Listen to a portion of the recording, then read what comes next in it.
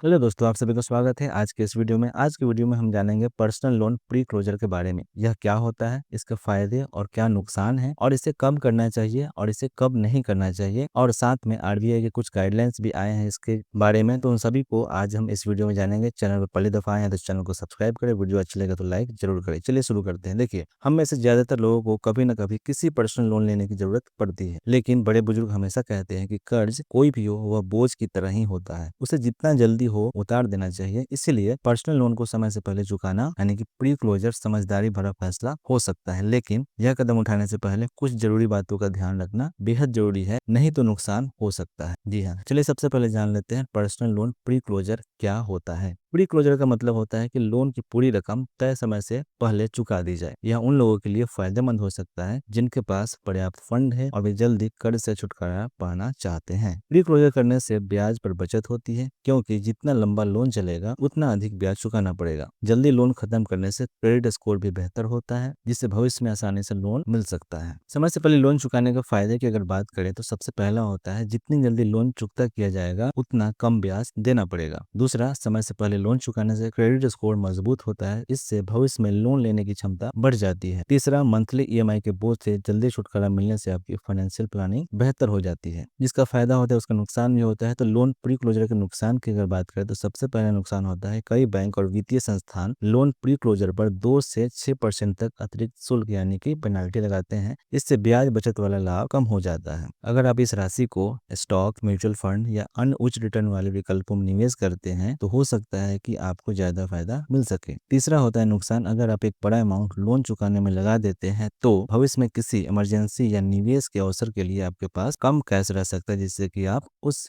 अवसर का फायदा नहीं उठा सकते। लोन प्री क्लोजर को लेकर के आरबीआई का एक निर्देश भी आया है। भारतीय रिजर्व बैंक आरबीआई ने 21 फरवरी 2025 को नए दिशा निर्देश जारी किए हैं। इसके तहत फ्लोटिंग रेट लोन पर प्री पेमेंट चार्ज खत्म करने की बात कही गई है। अगर ये नियम लागू होते हैं तो इससे उधारकर्ताओं को लोन जल्दी चुकाने में और आसानी होगी। आरबीआई ने इस प्रस्ताव पर जनता और स्टेक होल्डर से 21 मार्च 2025 तक सुझाव मांगे थे। अब सवाल आता है, क्या आपको पर्सनल लोन प्री क्लोजर करना चाहिए या नहीं। अगर आपके पास एक्स्ट्रा मनी है यानी कि अतिरिक्त पैसा है और आप भविष्य में कैश की जरूरतों को ध्यान में रखते हुए फैसला लेते हैं तो लोन का प्री क्लोजर एक अच्छा विकल्प हो सकता है, लेकिन इससे पहले चार्जेस, ब्याज बचत, निवेश के अन्य अवसरों और आपकी मौजूदा वित्तीय यानी कि फाइनेंशियल स्थिति को अच्छी तरह से मूल्यांकन जरूर कर ले। हर एक बैंक के प्री क्लोजर नियम अलग अलग हो सकते हैं, इसीलिए लोन प्री क्लोजर करने से पहले अपने बैंक या वित्तीय संस्थान से सभी शुल्क और शर्तों की जानकारी जरूर ले ले, तभी अपना फैसला ले, अन्यथा आपको नुकसान हो सकता है और आप बड़े संकट में फंस सकते हैं। तो दोस्तों, वीडियो कैसी लगी, वीडियो को लाइक जरूर करें यदि अच्छी लगी हो, चैनल को सब्सक्राइब करना ना भूलें। फिर मिलते हैं ऐसी अगली वीडियो में, तब तक के लिए टेक केयर, बाय बाय।